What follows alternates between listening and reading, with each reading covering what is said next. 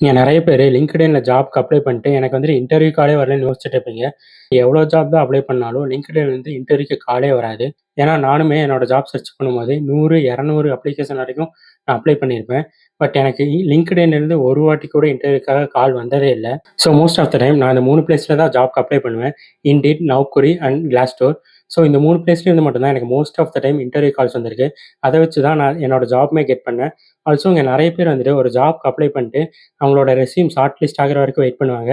But நான் என்ன பண்ணுவேன்னா, ஒரு ஜாப்க்கு அப்ளை பண்றேன்னா, 1 ஆர் 2 டேஸ் வெயிட் பண்ணுவேன். அவங்க கிட்ட இருந்து எந்த ஒரு ரிப்ளையும் வரல அப்படின்னா, நான் டைரக்ட்டாவே அந்த கம்பெனிக்கு போய் வாக்கின் அட்டெண்ட் பண்ணியிருக்கேன். ஸோ ரெஸ்யூம் ஷார்ட் லிஸ்ட் ஆகாம டைரக்ட்டா இன்டர்வியூ அட்டெண்ட் பண்ணனாலயும் எனக்கு ஜாப் கிடைச்சிருக்கு. ஸோ இந்த மாரி கரியர் ரிலேட்டடான வீடியோஸ் அண்ட் ஆல்சோ நான் என்னோட ஜாப் சர்ச் பண்ணும்போது என்னென்னலாம் ஃபாலோ பண்ணேன், எப்படி என்னோட ரெஸ்யூம் பில்ட் பண்ணேன். ஸோ நீங்க ஒரு ஃப்ரெஷரா இருந்தீங்கன்னா, நான் ஃப்ரெஷரா இருக்கும்போது என்னென்ன மிஸ்டேக்ஸ் எல்லாம் மேக் பண்ணேன்.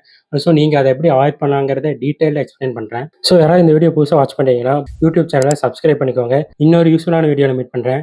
பாய்.